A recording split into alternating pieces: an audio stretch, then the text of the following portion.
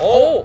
야, 지금 아. 돌자마자 와, 임팩트가 강력하네요, 진짜. 진짜 약간 오싹오싹한 느낌 있다. 대단합니다, 이거. 아 이거 진짜 진짜 상호겠죠, 이거? 진짜 상어입니다. 이 작품이 왜 죄인일지 누가 죄인인가? 누가 죄인인가? 얘네가 죄인인가? 낙준? 의사는 아니고. 약들이 너무 질서정연해요. 감옥 같은 느낌도 있고. 어떻습니까, 데이미안 허스티치? 저의 해석이. 데미안 허스트가 하면 예술이고 이제 작가님이 하시면은 쓰레기가 잠깐만, 정훈이 쓰레기라는 말은 안 했었는데. 쓰레기 같잖아요.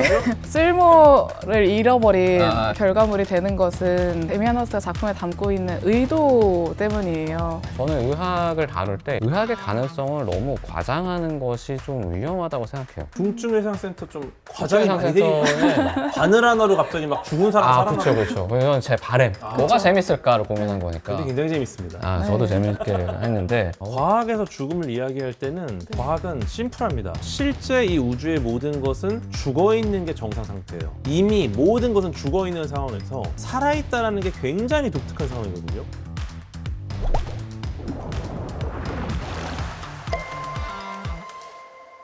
대화를 완성하는 지식 설계자 라플리클리 딥다이브. 트렌드를 단순히 스쳐 지나가지 않고 깊이 이해하고 싶은 당신을 위해 준비했습니다.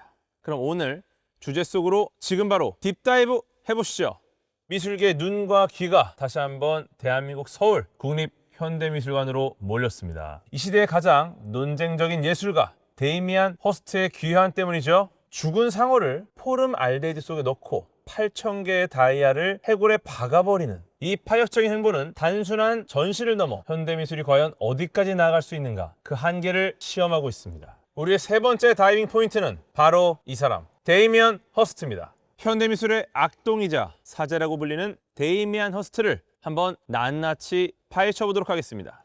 현대미술의 심연을 한번 함께 파헤쳐볼 두 전문가분을 모셨습니다. 이비인후과 전문의이자 웹소설 작가인 이낙준님 모셨습니다. 아이고, 안녕하십니까. 안녕하십니까. 네. 아이고, 반갑습니다. 아이고, 반갑습니다. 네. 네, 그리고 복잡한 현대미술의 문법을 대중의 언어로 번역해 주실 이재홍 에디터님 모셨습니다. 안녕하십니까. 안녕하세요. 아이고. 반갑습니다. 네. 지금 저희가 서 있는 곳이 바로 국립현대미술관 서울입니다. 야, 이게 아시아 최초로 열리는 대규모 개인전입니다. 데이미안 허스트, 진실은 없어. 그러나 모든 것은 가능하지. 반말입니다. 이것도 약간 현대미술 같아요. 이것도 현대미술이야. 네. 뭐 선언적이긴 하죠. 그렇군요. 현대미술 좀 기세로 밀고 나가야 되는 네. 지점이 있어서. 아, 기세가. 네. 굉장히 유명하신 분인데 저도 네. 알고 있을 정도로. 그쵸. 근데 아시아 최초라는 게 한 번도 안 했다는 게 좀 신기하네요. 아시아에서.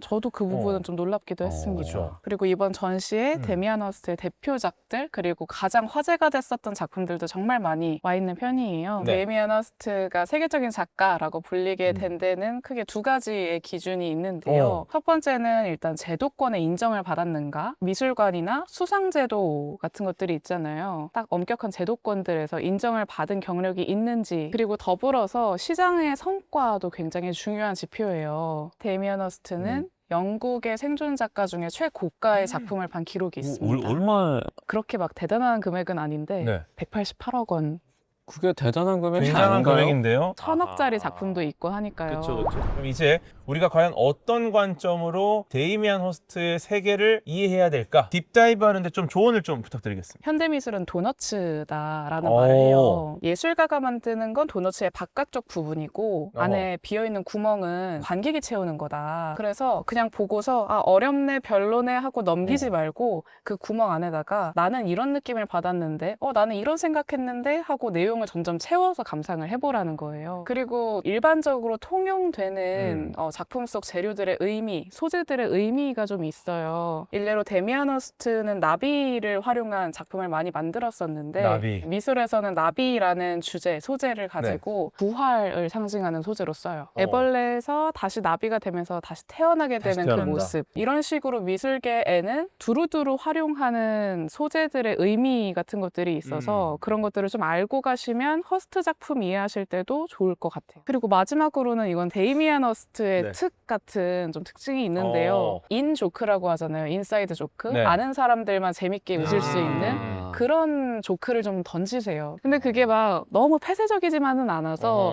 이해하면 되게 재밌고 그래서 여러분들도 좀 오픈 마인드로 허스트 작품 재밌겠다 하는 마음으로 보시면 네. 좋을 것 같아요. 그럼 낙주님께서는 혹시 어떤 자신만의 이 관점으로 오늘 딥다이브 할 건지? 이 사람이 약간 의학에 대해서 관점이 있어요. 아, 그래요? 뭔가 의학이 네. 종교처럼 생각한다. 저는 이제 의학의 사제로서 그러면 이 사람이 생각하는 의학이랑 제가 사제로서 생각하는 의학이 좀 다르거든요. 그 차이점을 좀 찾아보면 재밌을 것 같습니다. 저 같은 경우는 이제 과학에 관심이 많기 때문에 예술을 위한 과학이라는 측면에서 한번 오늘 네, 딥다이브하도록 하겠습니다. 3개월밖에 안 하네요. 아, 네. 되게 짧다 좀. 아, 네. 맞습니다. 이거 서둘리셔야겠는데. 이미 거의 다 매진 아닐까요? 많이 매진이고 전시 현장에서도 줄을 좀 길게 서 계세요. 와, 아, 그래요? 네. 와, 그렇구나.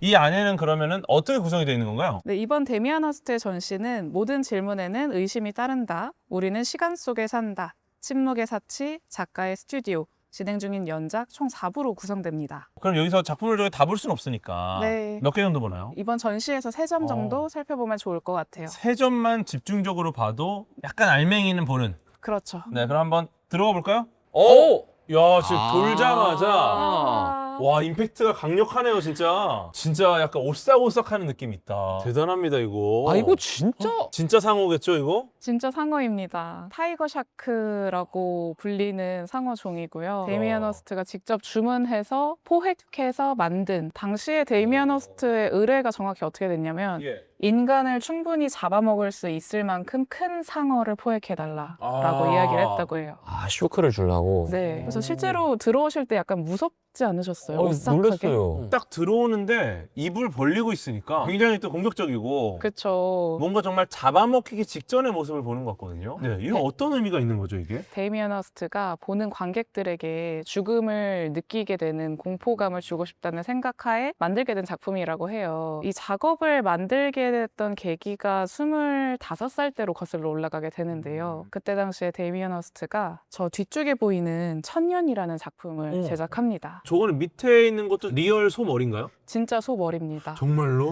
그럼 저 그래서- 안에 돌아다니는 것도 다 리얼 팔인가요? 진짜 팔이죠. 저거는 가짜 파리가 더 어렵지 않나요? 아, 그건 그렇죠. 생각해보니까 그러네. 저 작품을 만들면서 삶과 죽음의 반복, 그렇게 이어지는 생태계의 모습. 그래서 저 흰색 박스 안에 구더기가 들어있고 설탕물이 들어있어서 구더기가 그걸 먹고 파리가 되면 저기 뚫려있는 구멍으로 넘어와서 소 머리를 먹습니다. 아. 그러면 소 머리를 먹고 포동포동해진 파리가 열심히 저기 막 돌아다녀요. 예. 근데 저 위에 웬 기계가 하나 있잖아요. 있죠. 예. 파리가 저 불에 닿아가지고 지져지면서 죽게 됩니다. 그러면 그 시체는 또 다른 파리의 먹이가 돼요. 그렇게 이 생태계가 1000년 동안 이어질 수 있다라는 걸 보여주는 작업인데 야, 이것도 충격적이다. 상어도 충격적인데 시선이 여기로 끌린다는 것 자체가 대단한 진짜 충격이거든요. 엄청난 거예요, 진짜. 와, 그리고 팔이 큰 거 봐, 이거. 그래서 전시 3개월이 지난 시점에 예. 다시 전시장을 찾으면 소 머리가 많이 사라져 있을 겁니다. 그쵸, 저 많이 먹어서. 아. 네. 그때는 데이미안 허스트가 그렇게 돈도 많이 없었기 때문에 소의 사체를 넣어뒀잖아요. 냄새가 좀 났다고 합니다. 근데 오늘날에는 완전히 이제 밀폐되어 있어서 전혀 냄새는 나지 그렇죠. 않죠. 전혀 모르겠습니다.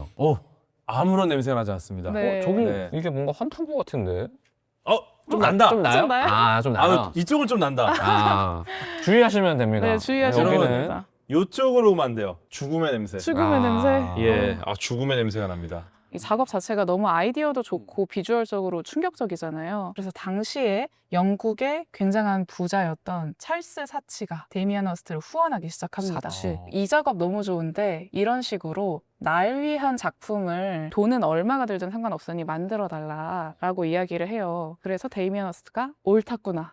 그러면 한번 제대로 놀아보자 하고 만든 작품이 저 뒤쪽에 보이는 상어 작품입니다. 와, 근데 궁금한 게 이런 작품도 이 소의 머리 뭐 크기나 뭐 각도나 이 뿌려지는 피나 이런 것도 다 가이드가 있는 거죠. 다 가이드가 있습니다. 이게 예술 작품은 가이드가 되게 중요하더라고요. 맞아요. 이게 이렇게 해야 되는 거예요? 그러니까 이거를 예를 들어 따라할 수 없는 어떤 고유한 어떤 기준이 다 있대요. 맞아요. 네. 예를 들어 우리 바나나 덕테이프 붙어 있는 거 아시죠? 네. 그것도 바나나랑 덕테이프 각도나 이런 게 굉장히 디테일하게 기준이 있다고 그러더라고요. 왜요? 맞습니다. 근데 모든 관객들한테 동일한 경험을 주기 맞아. 위해서 그렇게 제작이 되고 있고 뒤쪽에 상어도 마찬가지입니다. 다시 또 야. 이동해서 가까이 네, 보실까요? 흥미롭다. 너무 흥미롭다. 제가 지금까지 왔던 현대미술 중에 제일 재밌어요. 아, 정말? 네. 와, 이것도 헤엄치면서 일로 오고 있는 느낌이거든요. 맞습니다. 이게. 이 작품 속 상어가 한번 썩은 적도 있었는데 어. 왜냐면 이게 포름알데히드 용액에다가 넣어둔 작품이거든요. 네. 근데 포름알데히드 용액이 농도를 조금 밍밍하게 단단하게 설정을 덜 탔구나. 하면서 덜 탔어. 네. 사실 이게 포름알데히드가 굉장히 과학적으로 작용을 잘하는 게 네. 어쨌든 이게 단백질이기 때문에 이제 딱 죽고 나면은 얘네는 결국 재구조화가 돼요. 근데 이제 이게 포름알데히드가 들어가게 되면은 세포 하나하나 사이사이에 일종의 화학적인 동결 상태처럼 만들어 버리는 거죠. 얘네들이 진짜 언 것처럼 모든 구조가 단단하게 그대를 유지할 수 있게.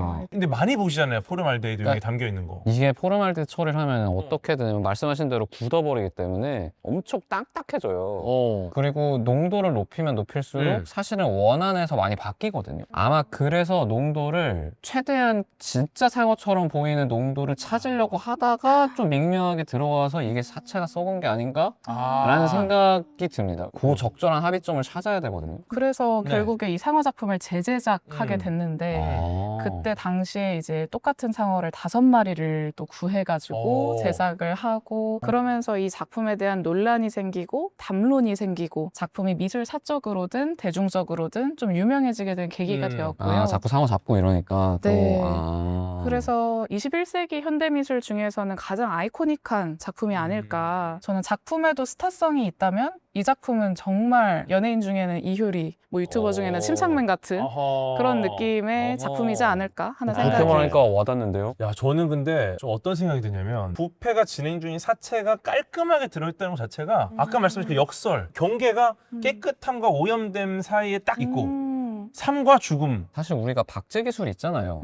정말 생전 그대로의 모습을 얼마든지 가져갈 수 있는 세상에서 이렇게 보면 바다 안에 있는 것처럼 보이지만 포르말린에 의해서 완전히 바뀌어버린 모습이니까 뭔가 그런 데서 역설인가? 이거는 그런 생동감이라기보다는 기웠다. 이걸 보여주는 것 같아요. 결국 데이미안 호스트가 우리에게 던지는 질문은 이런 거죠. 당신은 죽음 앞에서 무엇을 믿고 버티는가? 두 분이시라면 네. 이 상자 속에 뭘 넣고 싶으세요? 저는 어떤 과거의 일을 넣을 수 있다면 과거의 어떤 실수 같은 것들 들여다보면서 아 이게 내 실패였지 그렇지만 이건 내 과거라는 건 또 명시적으로 보여주니까 보면서 뭔가를 계속 느낄 수 있을 것 같아요. 정우님 어떠세요? 저에게 가장 가까이 있는 물건 중에 하나인 시계를 넣으면 어떨까. 우리가 피할 수 없는 죽음을 계속 바라보게 되면서 공포를 느끼는 것처럼 멈출 수 없는 시간을 보면서 또 느끼게 되는 것들이 있지 않을까 하는 생각이 듭니다. 네. 시작부터 충격적인 작품을 보고 아니 지나갔는데 근데 네. 너무 재밌네요. 와. 저희 아까 미처 보지 못한 첫 번째 관의 작품도 너무너무 흥미롭긴 하거든요. 궁금하네. 그래요? 따로 한 번 더 와야겠네요. 네. 약간 예습하는 느낌이라 아 그렇죠 그렇죠. 네, 저희 영상 보시는 분들도 한번 보고 오면은 야 이게 그거구나 하고 이제 느끼고 네. 그 외에 저희가 다루지 않은 작품들도 보면서 맞아. 자신만의 해석을 할 수 있는. 이야 여기도 와. 야 볼 게 많다. 이거는 최근작이에요. 데이미안 허스트가 계속 이렇게 기계적이고 조수들 이용해서 그린 작업들 많이 하면서 네. 본인도 약간 회의가 있었나 봐요. 그래서 요새는 이렇게 핸드 페인팅, 손으로 다 직접 그린 작업들 주로 합니다. 이것도 데미안 이것도 약이다, 약. 데이미안 맞아요. 호스트 거예요? 우와. 아. 대박. 알약을 그치. 올려둔 약 작업이에요. 가지고 이런 거 할 사람이 이 사람밖에 없구나. 와. 이 색감이 이 예쁘죠. 색감이 진짜 이쁘다. 이게 또 카메라로 가까이에서 찍으면 진짜 약 아닌가요, 진짜 이거? 예뻐요. 진짜 약입니다. 에드빌이 있어요. 그러네? 뭐 네. 타이레놀. 내가 먹는 것들이 있어. 이건 데이미안 허스트의 조수들이 다 이렇게 하나씩 얹어서. 근데 이거를 멀리서 보면은 전묘화 같은 느낌이 네. 있어서. 그러니까 이게 점이 쫙 찍힌 것처럼 그러니까요. 보였거든요. 근데 이거 알약이었네요. 이쪽으로 와. 가면은 그 시리즈를 여는 작품이 있습니다. 이게 이 방의 모든 시리즈를 여는 작품이군요. 이 작품의 제목은 죄인인데요. 사실 설명드리기에 앞서서 제가 시작할 때 현대미술 구멍 뚫린 도너츠다라고 말씀드렸잖아요. 이 작품이 왜 죄인일지 한번 여러분들만의 구멍을 채워보는 시도를 한번 해보면 어떨까. 지금 어떠세요, 낙주님? 환자나 의사가 이 약을 처방할 때는 네. 그 병이 나을 거라는 믿음을 가지고 처방을 하잖아요. 근데 다 나는 건 아니거든요, 사실은. 그렇죠. 그 기대를 배신했다는 의미에서 죄인인가? 환자를 충분히 고치지 못한 네. 누가 죄인인가? 누가 죄인인가? 얘네가 죄인이죠. 낙준? 의사는 아니고. 그렇게도 또 해석을 해볼 수가 있겠네요. 재밌네요. 제가 느끼기에는 약들이 너무 질서정연해요, 지금. 감옥 같은 느낌 좀 들었어. 너무나도 통제를 해놓은 거야, 막 이렇게. 통제를 한 건 이유가 있습니다. 아. 바로 누군가가 죄를 저지른 거죠. 어떻습니까, 데이미안 호스티치? 저의 해석이. 근데 데이미안 네. 허스트가 이야기하고자 했던 건 조금 더 단순한 구조이기는 아, 해요. 그래요? 이전에 데이미안 허스트의 할머니가 오랜 기간 동안 병을 앓다가 돌아가신 적이 있었대요. 그래서 할머니 유품을 정리하려고 화장실에 이 찻잔을 딱 여는데 거기 이렇게 약이 한가득 차 있었다는 거예요. 그 모습을 보고서 현대인한테 약이라는 것은 어쩌면 종교만큼이나 강한 믿음을 가지게 만드는 어떤 요소이지 않을까라는 이야기를 하면서 이 약장이 일종의 재단처럼 느껴졌고 이 약이라는 게 현대인들의 종교처럼 느껴졌다라고 이야기를 합니다. 그래서 현대인들은 이 약을 열심히 먹으면서 죽음을 피하기 위해 노력하지만 피할 수가 없잖아요. 그쵸, 사실 그쵸. 죽으면. 네, 그 점에서 우리는 음. 모두 다 죄인의 포지션에 놓여져 있다라고 이야기를 합니다. 제가 이걸 보니까 예. 좀 네. 오래됐어요. 1900년대 후반대 네. 같거든요. 네. 효과성이 많이 떨어지죠. 네, 그때보다 지금 약이 많이 좋아졌습니다. 좋아졌습니다. 약간 구시대의 죄. 네. 구시대 죄인. 옛날 죄인. 옛날 죄인. 옛날 죄인. 요즘 죄인들이 뭐 많죠. 아우, 위고비도 있고. 지금은 뭐 그리고 위고비, 죄인이라고 하기도 애매해요. 마문자로 같은 요즘 죄인들. 네, 그 요즘 친구들은 죄인. 일을 잘합니다. 좋습니다. 와, 이런 작품이 또 있어요. 네. 신기하네. 와, 근데 이거 볼거리가 꽤 된다. 이건 천사를 해부를 해놨네요. 이탈리아에서 대리석 조각 만들 때 자주 사용하는 소재를 이용해서 만든 작품이고요. 천사의 모습 안에 뭐 뼈라든지 근육이 보이게끔 해부해서 인간이 신봉하는 의학이라는 것이 신화 속의 조각들처럼 소비되고 있다라는 것을 은유한 작업입니다. 요것도 이제 요것도 스테인드 작품인가요? 글라스인가요? 스테인드 글라스의 느낌이기도 하고 만화경. 그러네. 아니네. 네. 아, 스테인드 나비야 글라스. 그리고. 나 나비. 진짜 이것도 빛이 들어오는 줄 알았는데 스테인드 글라스가 아니라 네. 그냥 작품이네요. 네, 이 뒤에다가 금박을 쫙 칠하고 그 위에다가 나비를 붙여서 실제 나비. 그 나비. 네, 실제 나비입니다. 그죠? 오. 그래서 나비 같은 경우에는 데이미안 허스트가 살아있을 때랑 죽어있을 때 그 형태랑 색이 많이 바뀌지 않는 요소다라고 해서 아하. 이렇게 작품에 많이 활용을 하기도 했어요. 나비 중에 이제 특정 색깔들은 실제로 얘네들이 갖고 있는 색소가 아니라 구조 때문에 만드는 색이거든요. 오, 그래요? 예를 들어 푸른 빛깔 같은 경우는 아마 빛이 들어왔다가 이 구조 안에서 반사돼서 나가는 과정에서 약간 짧은 파장빛이 밖으로 나가게 돼 있어서 실제로 얘를 보면 얘가 파란 색소가 없어요. 그래서 나비 색깔이 굉장히 신비롭잖아요. 뭐 몽환적이에요. 하나의 색깔이 아니고 약간 맞아요, 이렇게. 그러니까 파란색 해도 이제 파란 어떤 색깔을 칠해놓은 게 아니라 빛을 이용한 어떤 그런 구조로 인한 거라서 와, 그러니까 뭔가 신비롭고 스테인드 글라스 같은 느낌이 나는 맞습니다. 어. 게드님 그리고 이제 와. 그 작품을 봐야 할 때가 왔습니다. 너무 빛난다 진짜. 정말 가장 핵심 작품이 왔는데 이 작품의 제목이 신의 사랑을 위하여라는 제목입니다. 신의 사랑을 위하여라는 제목은 데이미안 허스트가 어머니한테 자주 들었다고 합니다. For the love of God이라는 문장인데 세상에 영국식의 오마이갓인 거죠. 아. 너 이제 다음에 또 무슨 짓을 하려고 그러냐. 허스트가 그 얘기를 듣다가 가장 기발하고 폭력적이고 화려한 이 작품을 만들면서 우리 엄마가 맨날 내 등 때리면서 했던 그 말을 작품의 제목으로 붙여야겠다. 이 작품을 보게 되면 굉장히 반짝거리잖아요. 네. 이 작품이 전 너무 아쉬운 게 안 담겨요. 아, 카메라에. 그래요? 지금 네. 이거를 못 보는군요, 카메라로. 지금 너무 눈이 부셔요, 장난 진짜. 아닌데, 지금. 네. 너무 반짝거리는데 여기 자세히 보면 예. 이 해골의 이마에 커다란 다이아몬드가 하나 더 박혀 있거든요. 오, 그러네요. 네, 저희 심지어 핑크 다이아몬드. 네. 이거 이렇게 근데 이렇게 해놔도 돼요? 분명히 뭔가 부정적인 분들이 오실 텐데 네, 이게 괜찮아요 이거? 어. 그래서 실제 전시가 진행될 때는 엄청 덩치 큰 가드 분께서 서 계시더라고요. 여기에 딱 지금 약간 여기에만. 우리에 대한 어떤 신뢰가 있네요. 그러니까요. 네, 그쵸. 우리가 어떻게 진짜 궤도 아니면 어떡하려고? 아니, 뭐 과학적으로 이렇게 하면 궤도 어떡하려고. 키대면 어떡하려고?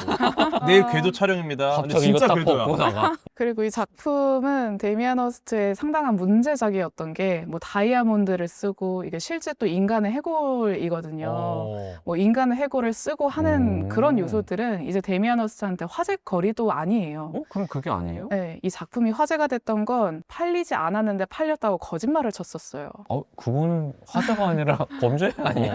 근데 사실 뭐 명확한 피해자가 없다 보니까 이게 안 팔린 거 팔렸다고 허세 너스레를 떤 것이다 보니까 따로 처벌하기가 애매해서 넘어가기는 했는데 이 작품이 다이아몬드도 너무 많이 쓰고 제작 비용만 수백억 원이 들어가서 데이미안 허스트가 한 500억은 넘게 받고 싶다라고 이야기를 했어요. 근데 그러고 나서 얼마 안 돼서 팔렸다는 소식이 전해진 거예요. 500억 원 정도 되는 작품이 팔리다 보니까 데미안 허스트 작품 가격이 치솟았어요. 그리고 당시 이제 500억 원 넘는 금액의 작품을 판 생존 작가가 없었기 때문에 그래서 허스트가 이 작품의 판매 소식으로 뻥을 치면서 돈을 되게 많이 벌었는데 한 12년 정도 지난 뒤에 신경 고백을 해요.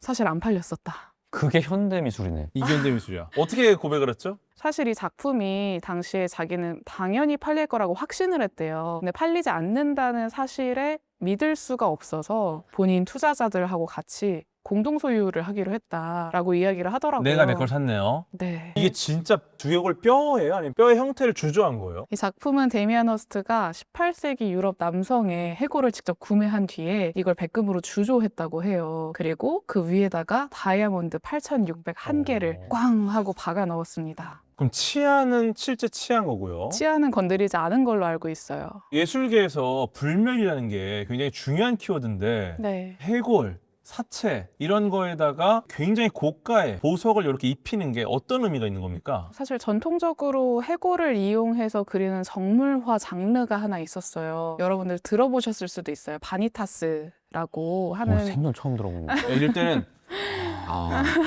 바니타스 정물화에 자주 그려지곤 하는 요소가 네. 해골, 그리고 촛불, 꽃, 금화라든지 왕관 같은 게 같이 그려져요. 본 것 같은데? 아마 보신 적은 있을 거예요. 우리가 살면서 갖게 되는 뭐 아름다움이라든지 부와 명예 이런 것들이 사실은 의미 없다.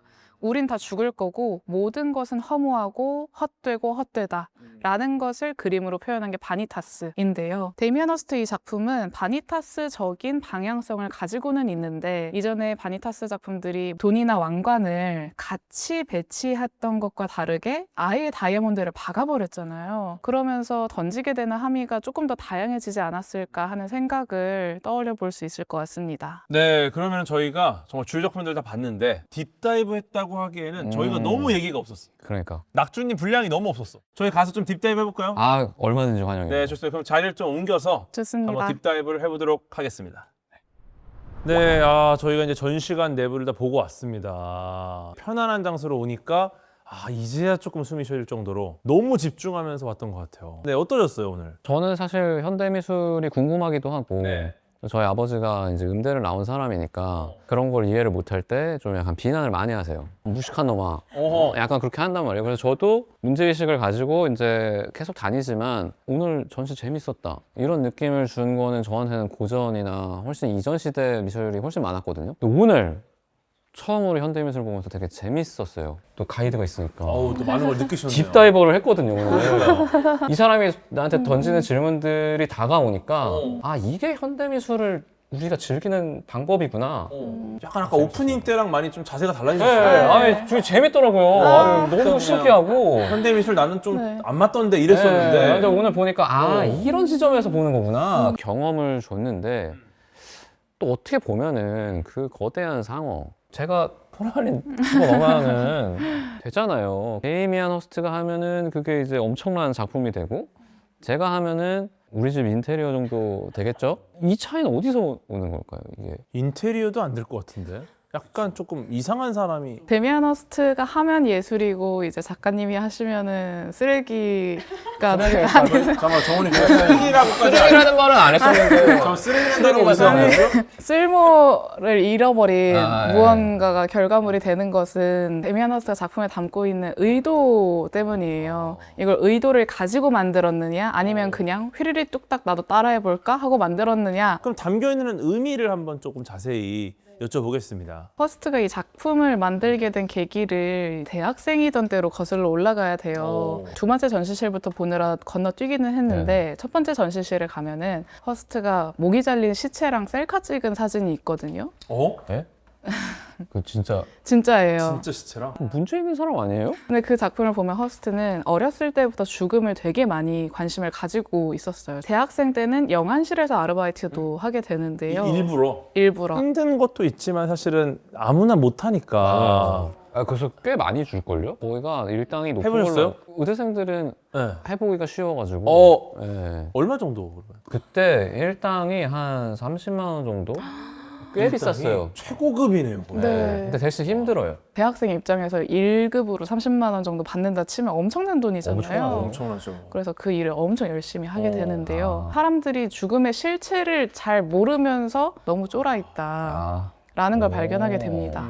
결국에는 사람이 죽음이라는 거를 죽기 전에는 알 수 없는 거 아닌가? 라는 생각을 또 하게 돼서 살아있는 사람은 죽음에 대해 온전히 경험할 수도 없고 이해할 수도 없다라는 명제를 어허. 작품으로 표현을 한 거예요. 작품에는 허스트의 명확한 의도가 설계되어 있는 거고요. 사람은 죽음을 알 수 없어요 라고만 이야기하면 정말 단순한 얇은 레이어의 작품이 되겠지만 허스트가 한 겹 더 레이어를 얹었던 것이 죽음의 공포가 이런 걸까를 느끼게 했던 거였어요.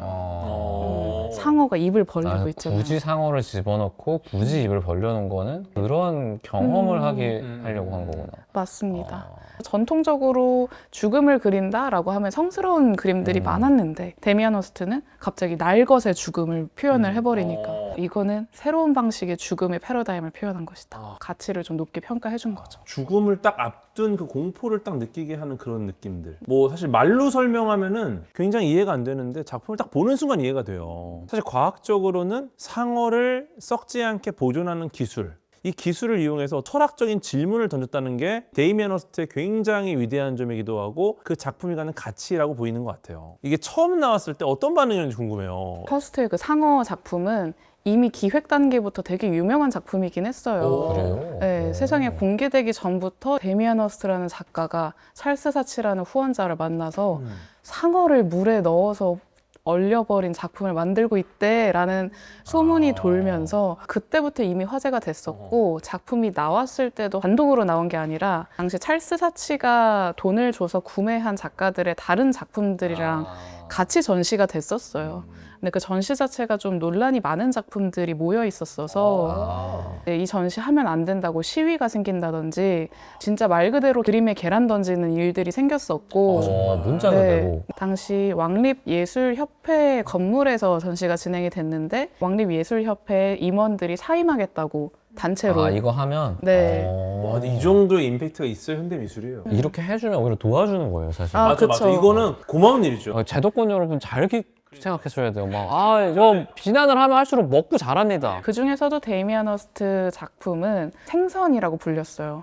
그래요? 약간 네. 멸칭 아닌가요? 아니, 멸칭이죠. 어. 멸칭이고 영국이 피쉬앤칩스 많이 먹잖아요. 칩스도 없는 피쉬가 뭐 얼마에 만들어졌다 뭐 이런 이야기가 나오면서 굉장히 많은 비난이 있었어요. 동물보호협회 네, 이만큼 큰 상어를 어떻게 구했는가. 자연스럽게 사망하진 않았을 거니까. 그쵸. 자연사한 동물이 아니다. 자연사박물관에 있는 동물들이 주로 자연사한 동물들이다라는 또 조크가 있습니다.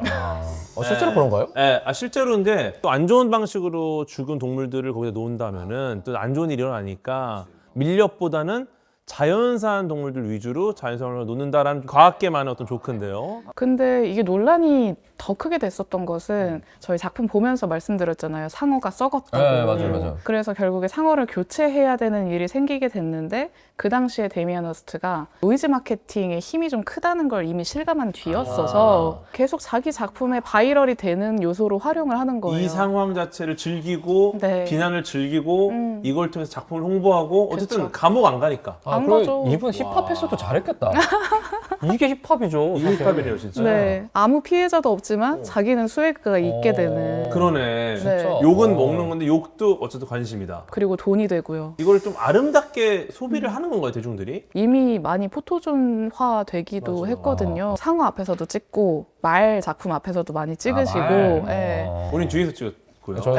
저희도 좀 이슈를 만들려고. 바이럴이 또 될 수도 있고요. 그러니까요. 사실 작품을 봤을 때 굉장히 차갑고 딱딱하고 기하학적이고 미니멀한 느낌이 있기는 해요. 현대인들이 신뢰하는 것을 토대로 해서 만들었기 때문이에요. 의학이라든지 과학 같은 체계가 있는 기술들에서 보여지는 깔끔하고 조금의 흐트러짐도 없는 그런 단순한 형태가 사람들한테는 신뢰의 지표로 여겨지기 때문에 이게 예쁜가 할 수도 있지만 호감 정도의 이미지를 느끼는 사람들은 많을 수 있겠다라고 볼 수 있는 거죠. 우리 낙준 작가님 보시면은 데이미안 허스트가 죽음에 대해서 너무 조금 과잉되게 너무 차갑게 연출하지 않았나? 이런 생각 좀 드실 것 같은데요. 기본적으로 저는 그런 생각이 들었어요. 뭔가 이 사람이 의학에 대한 시선 자체가 호의적이지 않구나. 약간 킥킥 나는 비주류야. 약간 이런 느낌이 들어요.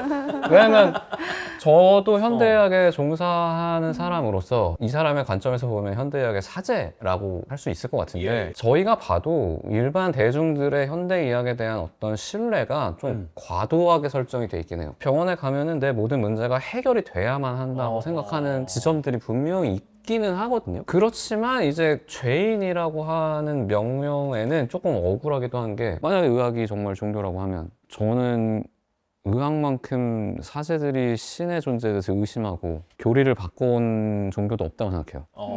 실제로 88년에 나왔던 교과서랑 지금의 교과서를 비교해 보면은 내용도 다 달라졌을 뿐더러 의학의 양 자체가 10배 이상 방대해졌거든요.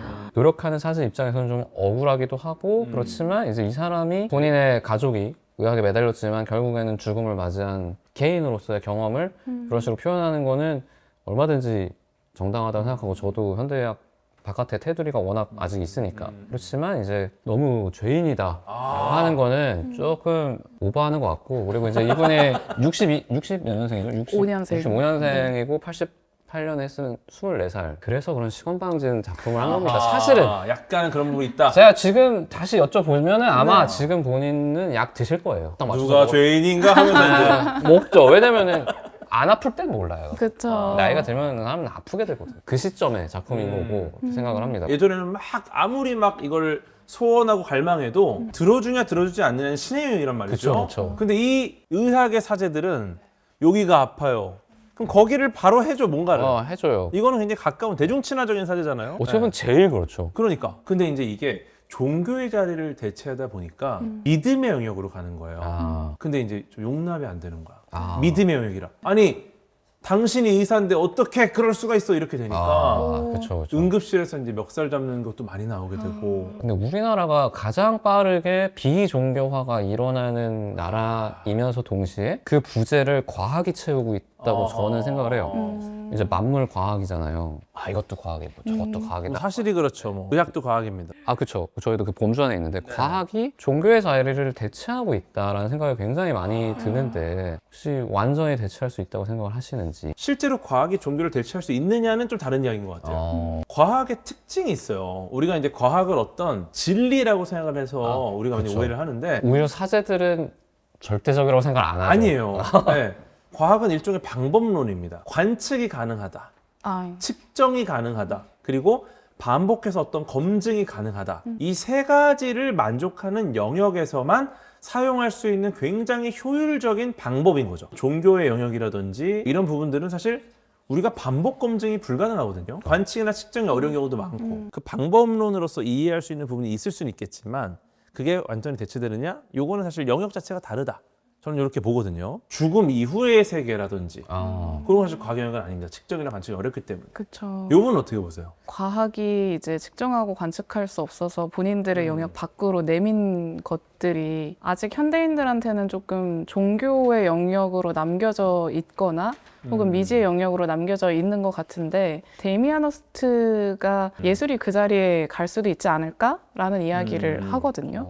어쨌든 죽음을 막아줄 수는 없는데 열렬히 믿는다면 종교와 과학, 의학 같은 기술 다음으로는 예술을 믿어보는 건 어때? 라는 이야기를 하고 있어서 저는 그 맥락에서 예술만이 가질 수 있는 지위나 힘이 좀 있지 않을까라는 생각이 들더라고요. 데이미안 허스트의 예술이 그런 구원으로서의 서사를 가질 수 있을까요? 저는 데이미안 허스트는 그 정도로 구원을 사람들을 해줄 것 같다고 보지는 않고 대신에 본인이 이런 아이디어를 세상에 던졌으니까 그런 예술이 등장하길 좀 기다리는 스탠스인 것 같다고 느꼈어요. 근데 또 의학적인 소재를 많이 또 예술로 가져오지 않습니까? 그렇죠. 네, 의학적인 소재를 예술로 가져오시는 그런 경험을 많이 하실 텐데 약간 이런 것들은 좀 유의해야 된다. 그런 지점이 있습니까? 이 지점에서 저는 데이미안 허스트가 굉장히 잘하고 있다고 생각을 하는데 네. 저는 이제 소설 자체를 19세기 의학을 다룬 소설을 썼으니까 그 당시에 의학과 그 사람들의 인생을 많이 공부를 했거든요.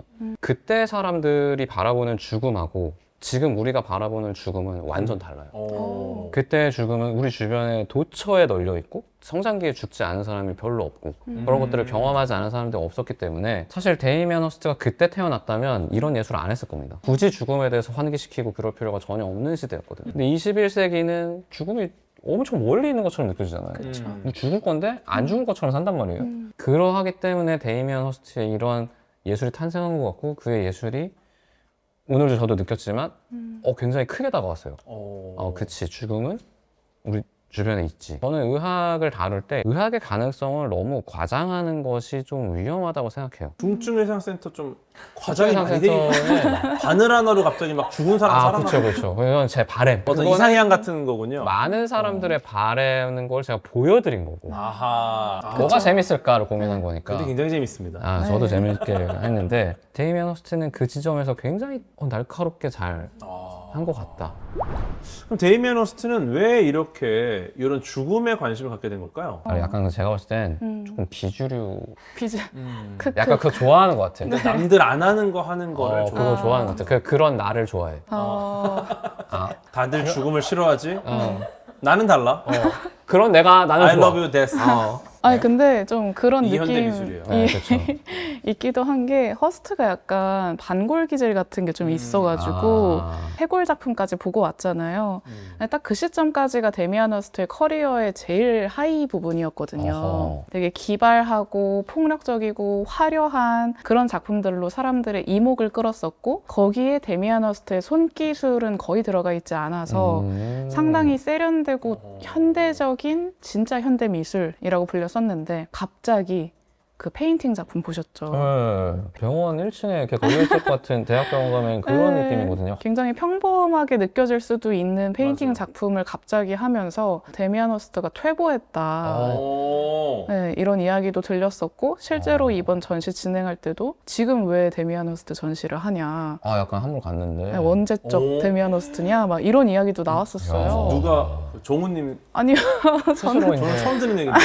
오늘 라방 하시나요? 네, 저는 허스트 너무 좋아해요. 전시한다고 했을 때도 와 우리나라가 정말 예술 강국이구나를 느꼈었는데 근데 그런 이야기가 나왔을 정도로 이제 사람들이 의문을 표할 만큼의 과감한 반전되는 행보를 또 하기도 했다. 또 새로운 변화. 네, 그래서 정말 짓궂은 예술가다라는 생각을 또 했었습니다. 계속 이제 죽음 얘기를 하다 보니까 좀 그런 의문을 들어요. 본인도 결국은 사람이잖아. 그럼 죽을 겁니다. 근데 본인은 약간 나 죽으면은 좀 뭐 그 재산도 많은데 재산 좀 5천 정리를 좀 어떻게 해야 될지 뭐 이런 거 좀 유언 같은 게 있나요? 근데 유언보다 더 예술가 같은 무언가를 남기기는 했어요. 뭐죠? 본인이 세상을 떠나고 나서부터 매년 하나씩 작품을 공개해라. 네, 그렇게 만들어둔 작품이 지금 200점이 앞으로 200년 동안 200년 그러니까. 동안은 죽지 않고 살아있는 셈인 거죠. 계속 뭔가 작품이 나오고. 200년 뒤에 살아있었어. 그러면 진짜 멋있겠다. 근데 그때는 또 400개를 준비했어요. 혹시 몰라서 오래 살 때를 대비해서. 그러니까. 영생. 저는 이렇게 돼도 재밌을 것 같아요. 작가 후반기에 나오는 작품들은 오히려 죽음에 대해서 외면하고 회피하고. 반대로. 작가의 인생에서 나이가 들어가면서 죽음에 대한 생각이 바뀌는 거, 저는 그거 자체도 현대미술이 아닐까라는 생각이 오늘의 계기로 들게 됐습니다. 이 사람도 결국 한 사람의 인간으로서 그쵸. 죽음을 두려워하게 됐구나. 데미안 허스트 혹시 이거 보고 계시면 근데 데이미안 네. 허스트님 그 몸에 좋은 거 많이 드신답니다. 저는 개인적으로 허스트는 죽는 것보다는 잊혀지는 걸 좀 두려워할 것 같아요. 네. 약간 원피스 같다. 원피스. 네. 사람이 언제 죽는다고 생각하지? 눈물이 나죠 진짜. 네. 그 해골 작품의 경우에도 사람들이 다 까먹을 때쯤에 갑자기 쓱 하고 내밀어서 사실 그거 안 팔렸었어요. 이렇게 진짜. 얘기한 거 엄청난 오. 어그로거든요. 그쵸. 네, 그래서 본인 작품이 잊혀지는 거에 대한 공포가 굉장히 큰 사람인 것 같다. 죽음은 받아들이는데 대신에 잊혀지긴 싫어. 약간 이런 느낌이랄까요? 찐 예술 네. 느낌이네요. 죽음을 약간 일종의 정보 이론으로 보고 나의 정보가 모두 사라진다면 진정한 네. 죽음이다. 진짜 원피스네. 그러니까 허스트도 죽음의 의미를 부여하고 뭔가 죽음이 어떻다 이야기를 하지만 본인의 죽음 관련해서는 또 굉장히 또 고민도 많고 아까 말씀하신 그렇죠. 것처럼 준비도 많이 하고 그럼 이제 허스트는 죽음은 의미 없다고 생각하는 약간 허무주의자인지 굉장히 예민하게 죽음에 반응하는 분인지 좀 궁금하거든요. 후자라고 딱 얘기할 수 있을 것 같아요. 사실 죽음이라는 주제가 너무 흔한 주제잖아요. 예술가들이 다룬다고 했을 때 다른 작가들은 어떤 식으로 작품을 하는지도 보고 내가 저 사람이라면 어떻게 할까? 혹은 저 사람이 나라면 어떻게 할까? 이런 생각도 한대요. 그래서 이런 것들을 헤아려 보면 허스트는 죽음이라는 주제에 대해서 굉장히 깊게 고민을 하는 사람이구나 하는 생각이 드는데 이 죽음을 우리가 어떤 방법을 써도 종교를 통해서도 의학을 통해서도 과학을 통해서도 피할 수 없으니 예술이라는 걸 믿어보면서 좀 견뎌보면 어떨까 하는 또 제안을 던지고 있는 것이기 때문에 허스트의 작품을 살펴보면서 약간의 위안을 얻고 좀 위트를 느끼는 경험도 좋지 않을까 하는 생각을 했어요. 아까 그 신의 사랑을 위하여라는 해골 앞에서 말씀하셨던 원래 그 해골 전물 장르가 있다고 하셨잖아요. 바니타스. 그때 이제 헛되고 헛되다. 네. 이게 사실 전도서에 나오는 헛되고 헛되고 모든 것이 헛되도다에 나오는 건데 사실 전도서의 주제도 네. 허무주의가 아니거든요. 모든 것이 헛되니까 우리는 신이 만든 이 세상에 대해서 네. 신이 주신 사명에 대해서 살아가야 된다라는 메시지가 들어가 있어요, 분명히. 저는 그래서 그 장르 자체도 죽음에 대해서 얘기하지만 허무를 얘기하진 않는다는 생각이 들었는데 지금 말씀해 주시니까 이 사람은 그거를 예술로서 푸는 거고 우리는 또 우리 나름의 어떤 뭔가 하고 싶은 게 있잖아요. 끝이 정해져 있으니까 그 전까지는 열심히 하자. 약간 이런 생각도 듭니다, 사실. 종교적 관점을 좀 주셨고 네. 예술의 부분에서도 관점 주셨는데 과학도 비슷해요. 과학에서 죽음을 이야기할 때는 네. 과학은 심플합니다. 실제 이 우주의 모든 것은 죽어있는 게 정상 상태예요. 이미 모든 것은 죽어있는 상황에서 살아있다라는 게 굉장히 독특한 상황이거든요. 죽음은 자연스러운 것이다라는 게 과학의 어떤 결론이라 그러면 이 자연스러운 행위에 대해서 우리는 수용할 수밖에 없다. 예술과 뭐 종교와 과학 모두가 어쩌면 이 죽음을 앞에 두고 우리가 죽음과 함께 살아나가는 법에 대한 이야기를 하고 있는 게 아닌가 그런 생각이 드네요. 네, 오늘 딥다이브를 통해서 허스트라는 시면을 정말 아주 깊숙이 들여다봤습니다. 처음에 우리가 했던 질문, 현대미술 뭐야 도대체? 이게 왜 예술이야? 그냥 상어를 수저 놓는 거 아니야? 이랬던 우리의 정말 얕은 생각. 데이미안 허스트의 예술은 단순히 시각적 자극을 넘어서 인간의 어쩌면 가장 근원적인 공포인 죽음을 자본과 과학으로 박제를 해서 일종의 화학적인 동결을 시켜서 만들어낸 어떤 욕망의 기념비라고 볼 수 있을 것 같습니다. 오늘 정말 깊이 있게 다이빙해 주셨어요. 네, 두 분 간단한 소감 한 말씀 부탁드리겠습니다. 저는 일단 현대 미술이라 그러면 약간 이런 느낌이었는데 오늘 보면서 이 작가의 의도에 대해서 알 수 있어서 좋았고 저는 개인적으로 현대인들은 죽음에 대해서 약간 왜곡된 인지 체계를 가지고 있다고 생각하거든요. 죽음은 언제든지 찾아올 수 있는 건데 엄청 멀리 있다고 생각을 하잖아요. 근데 그거에 대해서 데미안 허스트가 자기 작품을 통해서 죽음에 대해서 계속 이렇게 보여준다는 것도 저는 굉장히 좋았고 사실 시간을 들여서 한 번 더 보고 싶고 그게 또 시간의 지남에 따라서 이 형태가 바뀌고 할 텐데 그러면 말미쯤에 한 번 더 와서 보고 싶다라는 생각이 들 정도로 되게 좋았어요. 네. 미술관에서 이런 경험을 한다고? 약간 이런 생각이었습니다 오늘. 지금까지의 미술관에서의 경험과 좀 많이 다르시죠? 네, 많이 달랐어요. 여러분 강추합니다. 좋습니다. 네. 저도 국립현대미술관에서 데이미안 허스트라는 지금 동시대에 살아있는 작가 중에서 가장 화제성이 크고 좀 문제적인 작가라고 불리는 예술가의 전시를 심지어 그의 대표 작품들을 감상할 수 있다는 게 너무 저는 소식만 듣고도 되게 감격에 찼었거든요. 근데 오늘 이렇게 궤도님하고 낙전 작가님하고 이야기 나누면서 작품을 감상할 수 있어서 계속 꿈꾸는 것 같았어요. 너무 좋더라고요. 그래서 여러분들도 오늘 허스트 이야기 들어보시고 죽음에 대한 이야기를 다루고 있는 작업들이니까 누구에게나 공감대가 있는 작업이잖아요. 그래서 도너츠의 안을 채워보는 그 느낌으로 또 작품 감상해보시면 좋을 것 같다라는 말씀 드리고 싶습니다. 근데 제가 아까 그 소 머리 있는 천년을 마지막에 와서 봐야 되는데 네. 혹시 언제까지 하는 거죠? 이게? 이게 국립현대미술관 서울에서 6월 28일까지 합니다. 6월 28일. 3개월 정도. 예. 그 안에 오셔야지 그 변화를 볼 수 있는 거예요. 천년의 변화를. 이 변화를 시간 순으로 보시려면은 계속 와야 돼요. 좀 매달 오셔도 괜찮아요. 네. 표가 그렇게 구해질까요? 쉽지 않은 상황인 것 같아요. 쉽지 않은 상황입니다. 근데 저도 진짜 이 작품은 아무리 해도 사진으로 보면 맞아. 안 담겨요. 아예 그냥 빛입니다, 빛. 그냥 하얀 해골처럼 보여요. 맞아요. 근데 사진도 안 되고 아마 여러분이 보실 영상으로 봐도 안 안 될 담길 것 같아요. 겁니다. 맞아요. 그러니까 아마 요거는 직접 눈으로 보는 거에는 방법이 없을 것이다. 네, 이렇게 말씀을 드리고, 네, 여러분 취소표 열심히 구해보세요. 네. 현장 예매도 근데 이 됩니다. 영상 때문에 안 나올 것 같아 이제 취소표. 대화를 완성하는 지식 설계자 라플리클리 딥다이브. 다음에도 여러분의 일상의 느낌표를 던져줄 주제와 각 분야 최고의 전문가분들과 함께 돌아오겠습니다. 네, 여러분 저와 함께 이 흥미진진한 딥다이브 즐기고 싶으시죠? 그러면 구독, 좋아요, 알림 설정 부탁드립니다. 라플리클리랑 달라요. 한 해 한 해 간당간당합니다.